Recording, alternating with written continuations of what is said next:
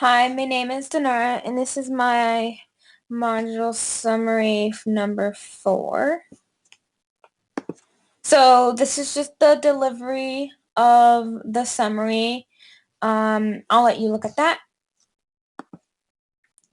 So for chapter 8, I read about intelligence, and it basically went over what intelligence is, and then it talked about um, the theoretical views on intelligence, the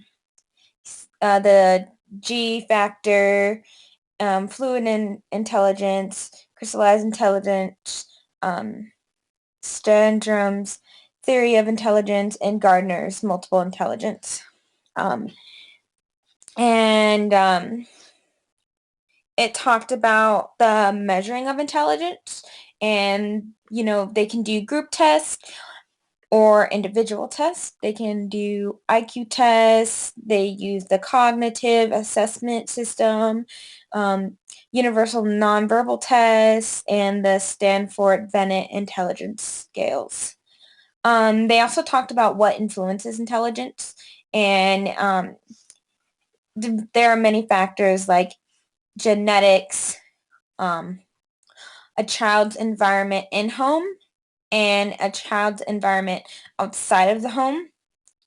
They talked about exposure to toxic substance, and they also talked about, if early intervention is needed and if it is put in place to help a child with special needs. So basically what I learned from this chapter was all of the new perspectives on intelligence. I didn't know that there were so many perspectives. I did hear about the G factor when I took psychology, um, but I really like Gardner's multiple intelligence theory.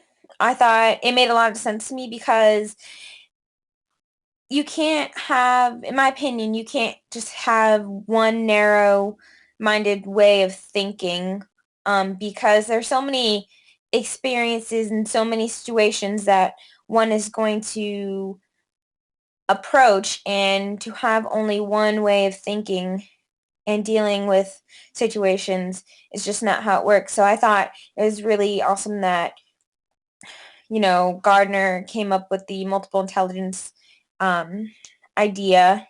Um, I thought his idea was very wide, and it made a lot of sense to me, and I just really liked it. And I can use this information when I'm working with kids. I can use Gardner's multiple intelligence theory. I can think about his theory, and I can use various subjects and activities or lesson plans to open the window of multiple intelligence, so that children can be exposed to various situations and various lessons, so that it can get them using more than just one way of thinking to deal with, um, or to encounter situations. And I think that it's really important to do this and to challenge them. So for chapter 9, they talked about language development, and they talked about what is and the components of language.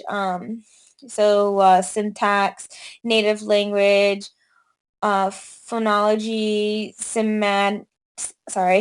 semantics, and then the primatics.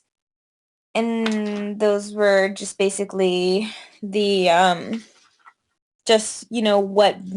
basically what builds language. And then they talked about the viewpoints on the idea of language development, and they talked about language development through infancy, childhood, and adolescence. So what is to be expected during this time, or during this age period.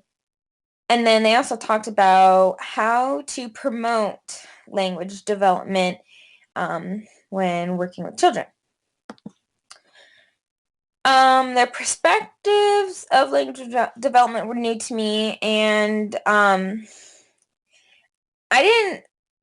was never exposed to this idea of or the viewpoints of language development. So this is my first time seeing it. And it makes a lot of sense for why people think that way of language development. So I just kind of wrote an example right here. Time's running up for my slide show.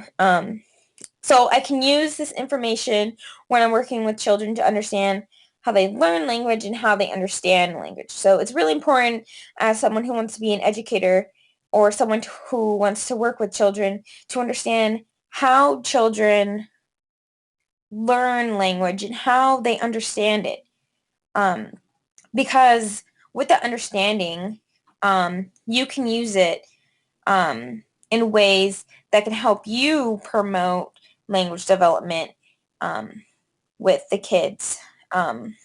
So providing, certain activities and lesson plans that are going to be age appropriate or going to be at at a level where the children are going to understand it, and they're going to be able to gain language development. So that's all I have, and thank you.